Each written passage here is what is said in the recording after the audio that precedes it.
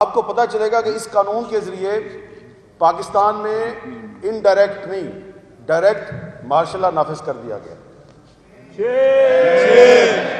اب اس کی نامنظور نامنظور ماشاء اللہ نامنظور نامنظور نامنظور ماشاء اللہ نامنظور ماشاء اللہ نامنظور ماشاء اللہ نامنظور. میں صرف زیادہ وقت نہیں لوں گا, صرف میں بتانا چاہتا ہوں کہ کیوں ہم یہ کہہ رہے ہیں کہ مارشل لا نافذ ہو گیا. یہ جس کسی کے پاس بھی اپنا ایک موبائل فون ہے وہ سوشل میڈیا استعمال کرتا ہے, صرف صحافی نہیں عام پاکستانی بھی. تو یہ جو نیا قانون ہے اس قانون کے تحت انہوں نے ایک نئی ریگولیٹری اتھارٹی بنائی ہے. تو آپ کے پاس اگر آپ ٹویٹر پہ ہیں یا آپ یوٹیوب استعمال کرتے ہیں یا آپ انسٹاگرام استعمال کرتے ہیں یا آپ فیس بک استعمال کرتے ہیں تو آپ کو اس اتھارٹی کے پاس جا کے اپنی رجسٹریشن کروانی ہے. اور اس کے بعد جب آپ رجسٹریشن کروائیں گے تو اس کے بعد ہی آپ اس کو استعمال کر سکتے ہیں, ادروائز آپ کے خلاف اس نئے قانون کے تحت کارروائی ہوگی. اس میں پہلے جو قانون تھا اس کے تحت کمپلین یعنی کہ شکایت کنندہ صرف وہ بن سکتا تھا جو ڈائریکٹلی افیکٹڈ ہے. مثلا اگر کسی نے میرے بارے میں جھوٹ بولا ہے, فیک نیوز پھیلائی ہے, تو میرے پاس یہ رائٹ تھا کہ میں جو پچھلا پیکا قانون تھا اس کے تحت میں ایف آئی اے کے جا کے درخواست دے سکتا ہوں. نئے قانون کے تحت کوئی بھی کمپلیننٹ بن سکتا ہے. کوئی بھی کا مطلب آپ سمجھتے ہیں کہ وہ کوئی بھی جو ہے وہ کون ہوگا؟ وہی ہوں گے جو صحافیوں کے گھروں میں گھس کے ان کو اٹھا کے لے جاتے ہیں, سیاسی کارکنوں کو لاپتہ کرتے ہیں. تو یہ ہیں وہ کوئی بھی.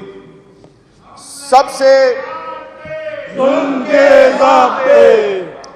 سے زیادہ جو اس میں تشویشناک بات ہے کہ مارشل لا میں فوجی عدالتیں بنتی ہیں. اس قانون کے تحت یہ خصوصی عدالتیں بنائیں گے جن کو انہوں نے ٹریبیونلز کا نام دیا. ان ٹریبیونلز میں جن ججوں کو اپوائنٹ کیا جائے گا وہ ججز سپیریئر جوڈیشری کے ساتھ کنسلٹیشن کے بغیر اپوائنٹ ہوں گے. یعنی کہ جو آئین کا آرٹیکل 175 ہے جو کہ ججز کی اپوائنٹمنٹ کا ایک طریقہ کار آپ کو بتاتا ہے, اس کی وائلیشن ہوگی.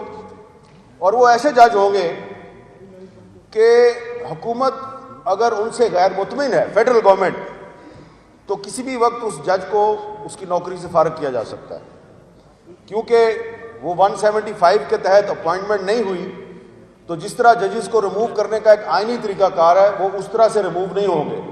فیڈرل گورنمنٹ ہی ان کی اپوائنٹنگ اتھارٹی ہے, اور اگر کسی جج صاحب نے حکومت کی مرضی کا فیصلہ نہیں دیا تو حکومت اس کو فارغ کر دے گی.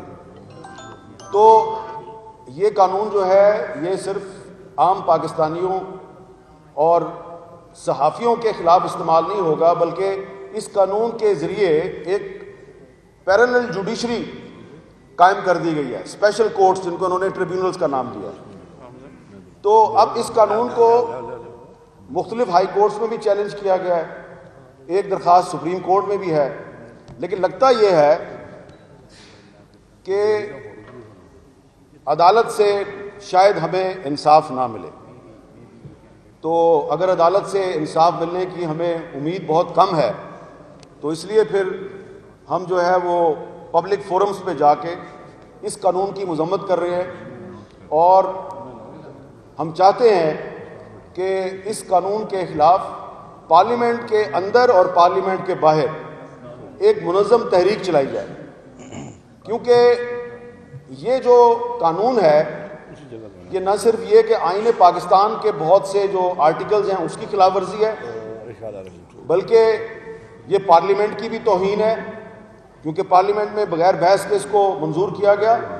یہ جوڈیشری کی بھی توہین ہے, اور سب سے بڑی بات یہ ہے کہ اس قانون کے ذریعے جو ریاست ہے اس کے کچھ اداروں کو یہ رائٹ مل گیا ہے کہ وہ کسی بھی صحافی کو, ارشاد عارف صاحب کو یا یہ نعیم مصطفیٰ صاحب ہیں جو یہاں پہ آج چیف الیکشن کمشنر تھے, تو وہ جو chief election commissioner of Pakistan میں بیٹھا ہوا ہے وہ تو اتنا فیئر اینڈ فری الیکشن نہیں کروا سکتا جتنا نعیم مصطفیٰ نے کروا دیا.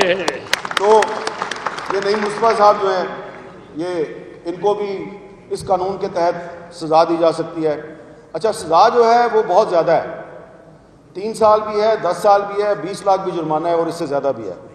تو یہ ایک طرح سے اسی لیے ہم کہہ رہے ہیں کہ مارشل لا نافذ کر دیا گیا ہے۔ اس سے کیا ہوگا کہ یہ ذرا آخر میں ایک بہت قابل غور بات کرنے لگا ہوں کہ جب پارلیمنٹ کی بھی کوئی اہمیت نہیں رہے گی اس ملک میں، جب جوڈیشری بھی کمپرومائز ہو گئی، ٹھیک ہے جی، اور جمہوریت اور آئین سے بھی اعتبار اٹھ گیا کیونکہ غیر آئینی قانون ہے، تو پھر کیا ہوگا؟ پھر یہ ہوگا کہ وہ لوگ جو آئین کو نہیں مانتے، جو جمہوریت پہ یقین نہیں رکھتے، جن کو آپ کہتے ہیں جی انتہا پسند یا ملیٹنٹ، تو اس قانون نے ان کے ہاتھ مضبوط کیے اور اس قانون سے پاکستان میں نفرتیں بڑھیں گی، اس قانون سے پاکستان میں انتہا پسندی بڑھے گی، جمہوریت اور آئین سے لوگوں کا اعتماد اٹھے گا، اور جس معاشرے میں جمہوریت اور آئین سے عام آدمی کا اعتماد اٹھ جاتا ہے تو آپ اس معاشرے کو خانہ جنگی کی طرف دھکیل دیتے ہیں۔ تو یہ قانون جو ہے یہ پاکستان کو خانہ جنگی کی طرف دھکیل رہا ہے۔ بظاہر آپ کہتے ہیں کہ ہم نے تو فیک نیوز کے خلاف ایک قانون بنایا، یہ آپ نے فیک نیوز کے خلاف قانون نہیں بنایا، یہ آپ نے پاکستان کے آزاد صحافیوں اور اپوزیشن کے خلاف قانون بنایا ہے۔ آپ کا ٹارگٹ اپوزیشن کی ایک پارٹی یا 2-3 پارٹیاں ہو سکتی ہیں، لیکن اس چکر میں آپ نے پورے پاکستان کو ٹارگٹ بنا لیا۔ تو اس لیے یہ قانون اور اسلامک ریپبلک آف پاکستان کیناٹ کو ایگزسٹ، یہ ساتھ ساتھ نہیں چل سکتے۔ یا تو آپ کو یہ قانون واپس لینا ہوگا یا پھر آپ کے خلاف کھلی جنگ ہو۔ انشاءاللہ۔